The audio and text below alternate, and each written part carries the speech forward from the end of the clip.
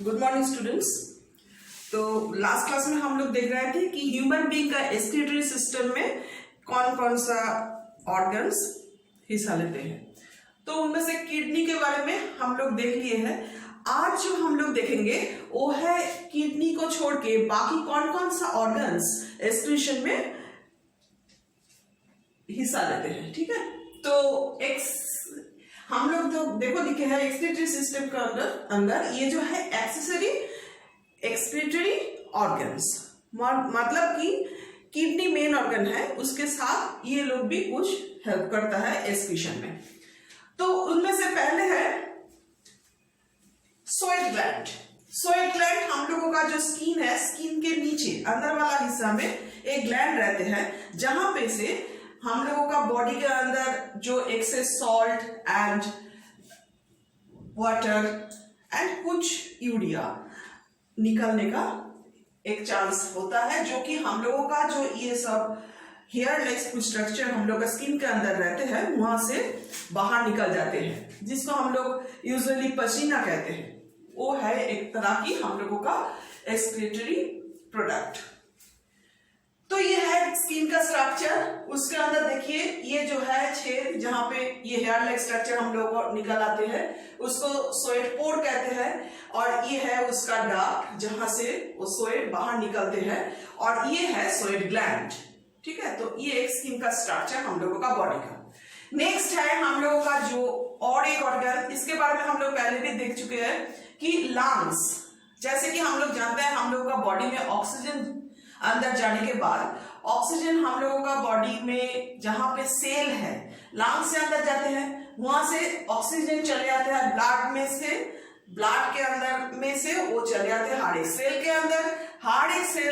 हर एक ऑर्गन में हर एक जगह पे सेल होते हैं हम लोग का बॉडी का, और सेल में ऑक्सीजन जाने के बाद ग्लूकोज के साथ रिएक्शन करके कार्बन डाइऑक्साइड प्रोड्यूस करता है, जो फिर से ब्लड के साथ चले जाता है लंग्स में, और वो लंग्स में से बाहर निकल जाता है। तो लंग्स हम लोगों का दूसरा एक एक्सक्रीटरी ऑर्गन है।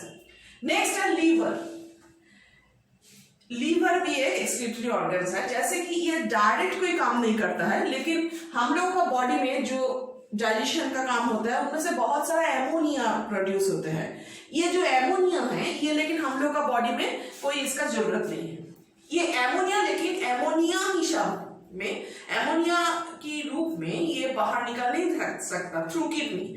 तो ये जो लीवर है, लीवर क्या करते हैं, उस एमोनिया को बदल के यूरिया या यूरिक एसिड में कर देता है, और फिर वो आसानी से हम लोगों का बॉडी से किडनी थ्रू निकल जाते हैं। तो ये ऐसे ही इनडायरेक्टली एमोनिया को बदल के यूरिक एसिड करने का काम करता है, इसीलिए मदद होता है हम लोगों का बॉडी में एक्सक्रीटरी सिस्टम में। ओके, तो ये था सारा हम लोगों का excretory system and excretory organs जो है उसके बारे में कुछ जानकारी। नेक्स्ट हम लोग देखेंगे कि हम लोगों का ये जो सारा बॉडी में हम लोग देखे हैं कि एक्सक्रीटरी ऑर्गन्स का मेन जो ऑर्गन है वो है किडनी। इनमें मेन ऑर्गन जो है किडनी का कभी कभी कुछ डिस्फंक्शन हो जाने से क्या क्या बीमारी हो सकता है, इसके बारे में थोड़ा सा बहुत हम लोगों को देखना है। तो आप लोग बुक में देखिए, पहला जो डिसऑर्डर के बारे में लिखा है वो है urinary tract infection. Urinary tract मतलब जहां से यूरिन पास होता है, मतलब वो किडनी के अंदर में से जो ट्यूब्यूल्स होते हैं पूरा यूरेटर या ब्लड, यूरिनरी ब्लैडर, यूरेथ्रम, कहीं पर भी अगर कोई बैक्टीरिया से इन्फेक्शन हो जाए तो इसको यूटीआई या यूरिनरी ट्रैक्ट इन्फेक्शन कहते हैं। इनसे हम लोगों को ये जो बैक्टीरिया है इसका नाम है ई कोली। ठीक है, ई कोली एक ऐसा ही बैक्टीरिया है जिसमें ये हो सकता है, लेकिन उसके अलावा और भी एक तरह की होते हैं, उसका नाम है क्लैमाइडिया। ये है दूसरा एक बैक्टीरिया, एंड तीसरा और भी एक है माइकोप्लाज्मा। तो ये तीन बैक्टीरिया का कारण हम लोगों को यूटीआई हो सकता है। यूटीआई होने से हम लोगों का बॉडी में ज्यादा से ज्यादा फीमेल लोगों को ये बैक्टीरिया इन्फेक्शन ज्यादा होते हैं यूरिनरी ट्रैक्ट में। तो बहुत सारा मिलियंस ऑफ पीपल हम लोगों का देश में हर ईयर इस बीमारी का शिकार होते हैं, और इस बीमारी में हम लोगों का बॉडी का टेम्परेचर बढ़ जाते हैं, और उसमें यूजुअली हम लोग को पता नहीं चलता, ब्लड टेस्ट करके इसका पता नहीं चलता, लेकिन बाद में यूरिन टेस्ट करने के बाद हम लोग को पता चलता है ये एक बैक्टीरिया इन्फेक्शन है। और लेकिन ये जैसे कि बैक्टीरिया इन्फेक्शन है, इसीलिए एंटीबायोटिक्स लेने से 90% केस ठीक हो जाता है। ठीक है, तो एंटीबायोटिक्स लेने से ये ठीक हो सकता है। एंड हम लोग अगर ज्यादा पानी पिएंगे और साफ सुथरा हाइजीन जो है हम लोग को मेंटेन करेंगे, तो हम लोगों का ये बीमारी से छुटकारा मिल सकते हैं। मतलब ये प्रिकॉशन है, जैसे कि हम लोग का ये बीमारी ना हो। ठीक है, तो ये है एक बीमारी का इंफॉर्मेशन। नेक्स्ट जो है bladder control problems. Bladder control problems मतलब यूरिनरी जो ब्लैडर है उसमें अगर कोई प्रॉब्लम्स आ जाए तो वो हेल्थ खराब होने से हो सकता है, खाना पीना ठीक से नहीं करने से हो सकता है। ये जो ब्लैडर है ये हम लोगों का बॉडी के अंदर जो यूरिन स्टोर होता है उसको कंट्रोल में रखने का ये मदद करते हैं। तो इसमें कोई प्रॉब्लम होगा, डिसऑर्डर होगा, तो हम लोग क्या करेंगे, हम लोगों का यूरिन का जो कंट्रोल वो ठीक से नहीं होगा। ठीक है, तो क्या होगा इसका, कभी कभी ये जब यूरिन ना भी फुलफिल ना हो फिर भी यूरिन पास हो जाएगा अपने आप, तो कंट्रोल नहीं कर सकते। तो इसके भी मेडिकेशन करने से हो जाता है, मेडिसिन लेने से ठीक हो जाता है। कभी कभी ऐसा अगर कोई प्रॉब्लम हो तो सर्जरी का जरूरत पड़ सकते हैं। ठीक है, और इसमें अगर आप लोग एक्सक्रीशन जहां करते हैं उस जगह पे अगर ब्लैडर आउटलेट अगर ठीक से काम नहीं करेगा तो इसको भी ठीक करने का एक तरीका है। नेक्स्ट है किडनी स्टोन। किडनी स्टोन मतलब किडनी के अंदर अगर कोई सॉलिड एक प्रेसिपिटेट पड़ जाए, कुछ सॉलिड चीज, कुछ सब्सटेंस धीरे धीरे जम के एक सॉलिड फॉर्मेशन हो जाए, सॉलिड प्रेसिपिटेट फॉर्मेशन हो जाए, और वो चीज हम लोगों का यूरिन पास करने के लिए जो यूरिनरी ट्रैक्ट है वो कहीं पर भी वो एक रुकावट डाले तो हम लोगों का बॉडी में से यूरिन पास करने के टाइम में हम लोग का प्रॉब्लम आएगा, पेट दर्द करेगा, और ज्यादा अगर होगा तो ऐसा बुखार भी आ सकते हैं और खून बह सकते हैं यूरिन के साथ। तो इस किडनी स्टोन हम लोग यूजुअली सर्जरी से रिमूव कर सकते हैं। आजकल अच्छा मेडिसिन भी हो गया है जिसमें यूरिन के साथ ये निकल जाता है। अगर छोटा सा हो तो यूरिन के साथ निकल जाता है, लेकिन बड़ा सा स्टोन होने से उसको हम लोगों को सर्जरी करके रिमूव करना पड़ता है। लेकिन अगर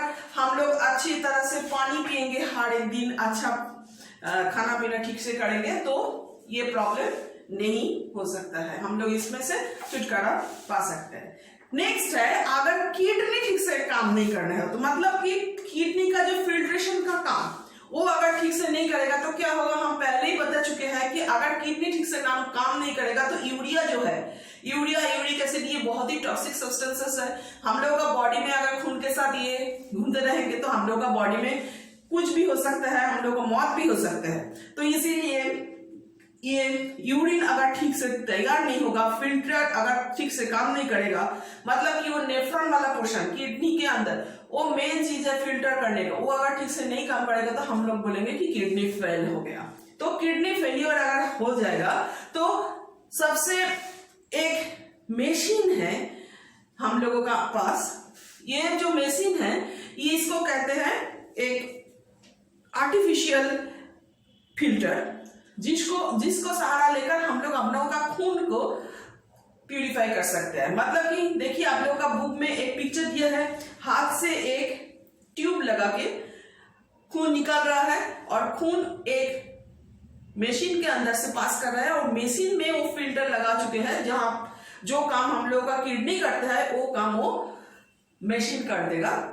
किडनी के काम मशीन करेगा, फिर प्यूरिफाई हो जाएगा ब्लड, और ब्लड घूम के फिर से देखिएगा हाथ का दूसरा एक चैनल से बॉडी के अंदर जा रहा है। तो ऐसे ही करके हम लोगों का बॉडी का खून अगर ये ज्यादा करना नहीं पड़ता है, हफ्ते में 2 बार या 3 बार करने से ही हम लोग का बॉडी का जो किडनी वाला काम वो हो सकता है। तो ऐसे ही करके अगर किडनी ठीक से काम नहीं करते हैं तो ये काम भी हम लोग कर सकते हैं, इसको कहते हैं डायलिसिस। तो डायलिसिस करने से भी आदमी जिंदा रह सकते हैं। और अगर इसका, लेकिन ये करते ही जाना पड़ेगा, मतलब कि ये जितना दिन हो जिएगा ये करना ही पड़ेगा, हफ्ते में 1 बार 2 बार 3 बार ये करते ही रहना पड़ेगा, क्योंकि किडनी काम नहीं करते। और अगर इसका परमानेंट कुछ सोल्यूशन चाहते हैं तो किडनी ट्रांसप्लांट कर सकते हैं, मतलब खून मैच करके किसी दूसरे एक आदमी जो कि ठीक ठाक है उसका किडनी, ऐसा ही किडनी इसकी बॉडी में अगर लगा दिया जाए, एक किडनी से भी काम हो सकता है, तो ऐसा एक सर्जरी करने से भी किडनी ट्रांसफर करके दूसरी किडनी इसका बॉडी में डाल के दोनों ही जी सकते हैं। तो ये परमानेंट सोल्यूशन है। ऐसे ही हम लोगों का किडनी काम कर सकते हैं। तो ये हो गया हम लोगों का चैप्टर। अभी बात है आप लोगों का सेकेंड टर्म एग्जामिनेशन का। सेकेंड टर्म एग्जामिनेशन का जो सिलेबस है वो थोड़ा सा आप लोग नोट डाउन कर लीजिए। हम लोग बाद में जब इस चैप्टर का क्वेश्चन आंसर देंगे तब हम आप लोगों को लिख कर भी देंगे।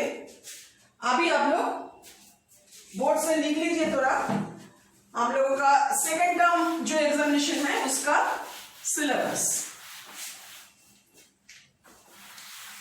सेकेंड टर्म का एग्जामिनेशन शायद दिसंबर में होगा।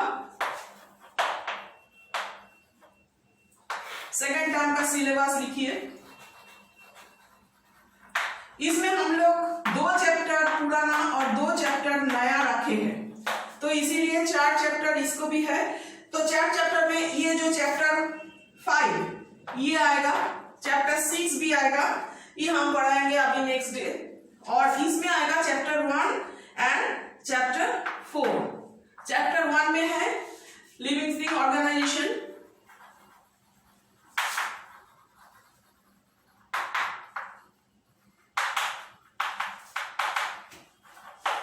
ऑर्गेनाइजेशन इन लिविंग थिंग्स, ये पहला चैप्टर। और नंबर 2 में है 4th चैप्टर जिसमें था प्लांट लाइफ। फिर चैप्टर 5 में है एक्सक्रीटरी सिस्टम जो अभी हम लोग खत्म किए हैं। नेक्स्ट डे हम आप लोगों को क्वेश्चन आंसर दे देंगे बुक के अंदर से। बुक के जो क्वेश्चन आंसर एक्सरसाइज का वो पहले कर लीजिए। और नेक्स्ट है द नर्वस सिस्टम, ये भी हम लोग पढ़ लेंगे। तो ये था आप लोगों का सेकेंड टर्म एग्जामिनेशन का सिलेबस, थोड़ा नोट कर लीजिएगा। ओके, तो ये जो चैप्टर है एक्सक्रीटरी सिस्टम पढ़ लीजिएगा। नेक्स्ट डे हम क्वेश्चन आंसर दे देंगे, बाद में नर्वस सिस्टम शुरू करेंगे। Okay, bye.